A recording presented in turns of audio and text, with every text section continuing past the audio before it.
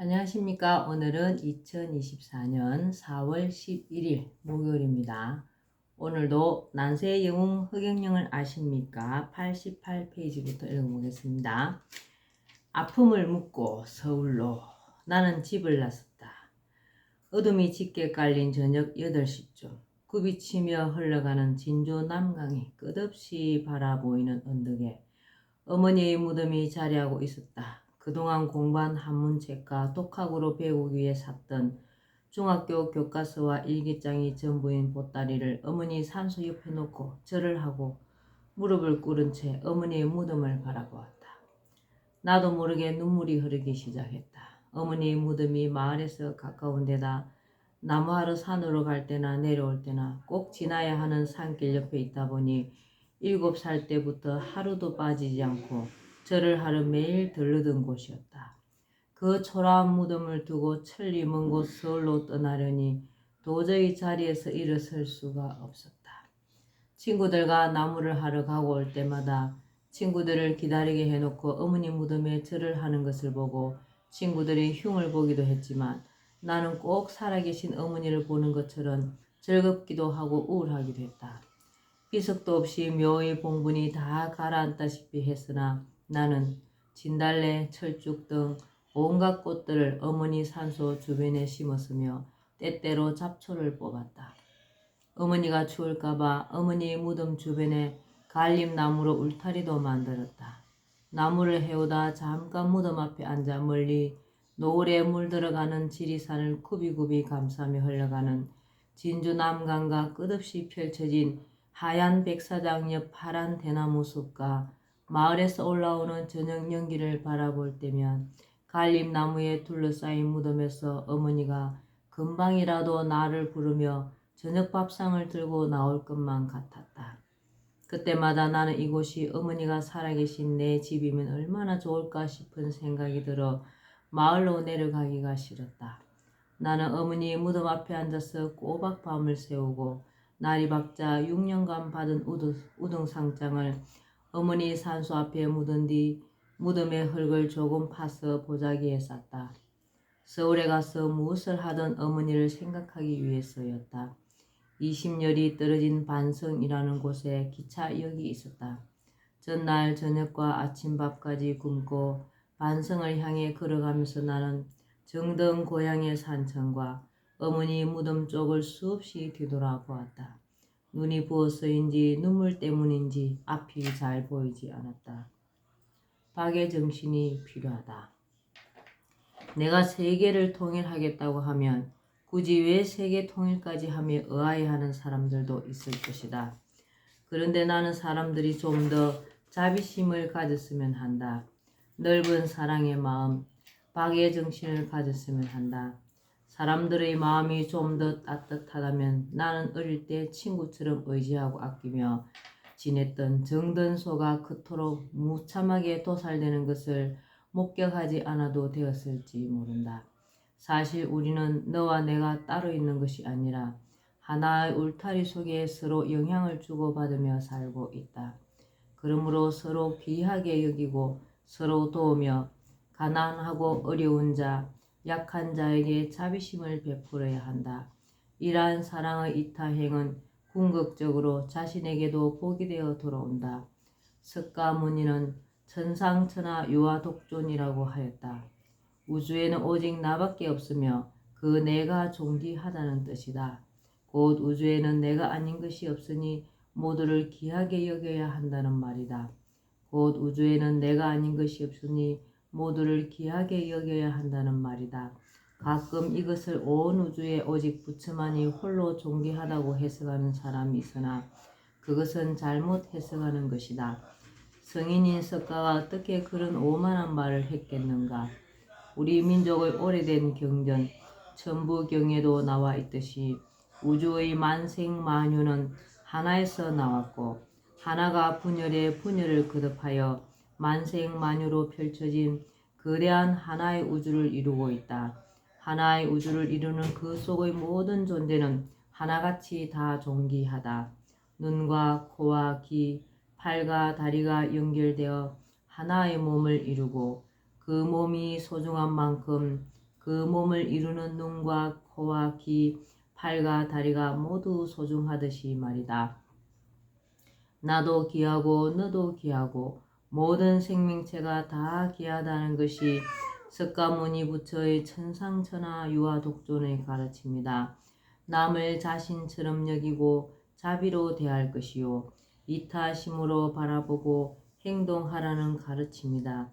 예수가 너희가 너희 중 가장 작은 자에게 한 것이 곧 내게 한 것이라고 한 것도 비슷한 뜻이다. 내 자식이 잘 되기를 바라거든 자식만을 위해 무릎 꿇고 기도하기보다는 가난하고 어려운 이웃을 찾아 봉사하는 것이 낫다.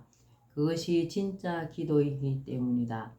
누군가에게 뛰어난 능력이 있고 많은 재물이 있다면 혹은 힘이나 권력을 얻었다면 그것은 자신만을 위해 쓰라고 주어진 것이 아니다. 그것은 남을 위해 봉사도 하라고 주어진 것이다. 남을 도울 수 있는 위치에 오른 것은 다른 수많은 사람이 있기 때문이다.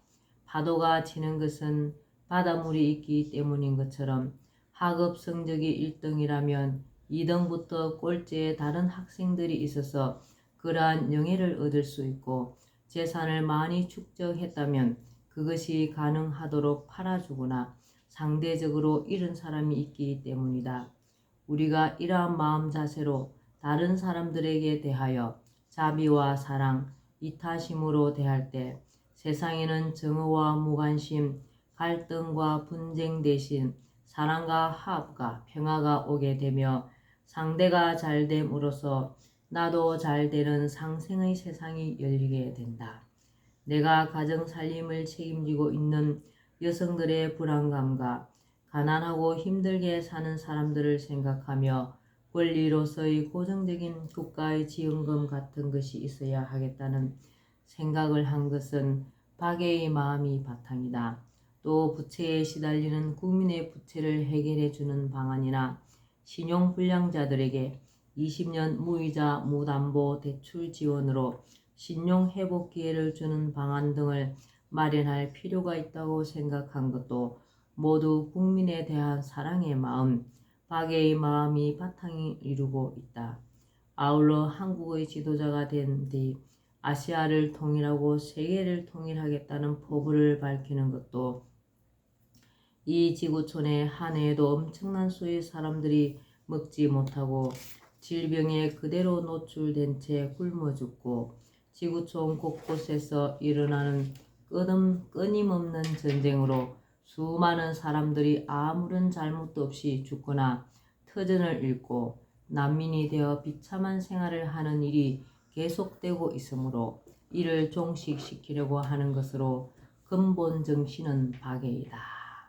제3장 고통으로 단련된 시기. 오랜 역사에서 숱한 시련과 고통을 겪어온 한민족은 이제 대붕이가 될 시기가 되었다. 이 조그마한 땅 덩어리에서 전 세계를 향해 힘차게 날아올라 멋진 세상을 이루어낼 위대한 민족이 되는 것이다. 공의롭고 선한 세상을 구현해야 하는 사명을 지닌 나 역시 긴 시간 숱한 시련과 고통의 당금질을 거쳐야만 했다. 죽음, 사랑, 그리고 생명. 사랑 속에서 자라난 아이. 나는 어렸을 때부터 유독 죽을 고비를 많이 넘겼다. 내가 살았던 집 뒤쪽은 200m 좀 떨어진 곳까지는 밭이고 그 다음부터는 논이 쭉 펼쳐져 있었는데 논 옆에 작은 웅덩이가 하나 있었다. 5살 되던 해의 여름 나는 혼자 그 웅덩이에서 물장난을 치다가 그만 깊은 곳으로 빠져들고 말았다. 이때 그곳에서 1km 정도 떨어진 정자나무 아래에서 우리 동네의 머슴이던 김영기라는 청년이 나무를 하러 가다 지게를 옆에 놓고 잠시 낮잠을 자고 있었다.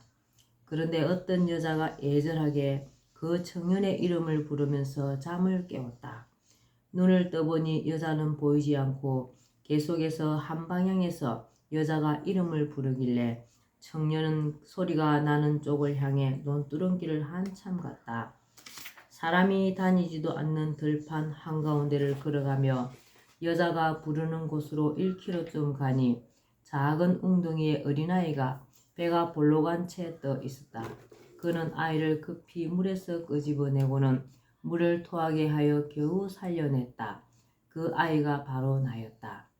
그런데 그가 나를 발견한 그 순간부터 여자의 음성이 들리지 않았다고 한다. 그 김영기라는 청년은 1년 전 내 어머니가 돌아가시자 어머니의 시신을 마을의 앞산에다 묻어준 일꾼이었다. 그 일 이후 그 청년이 들었던 예절한 여인의 목소리가 나의 어머니였다는 소문이 마을에 퍼져나가 마을 아주머니들은 나만 보면 어린 것이 고생한다면서 머리를 쓰다듬어 주고 돌아가신 어머니 아버지 이야기를 하며 눈물을 글썽이곤 했다. 그러면서 먹을 것도 주고 위로도 하며 관심을 보여주어 나는 누구 못지않게 많은 사랑 속에 자랄 수 있었다. 예, 오늘은 난세 영웅 흑영령을 아십니까? 여기까지만 읽겠습니다.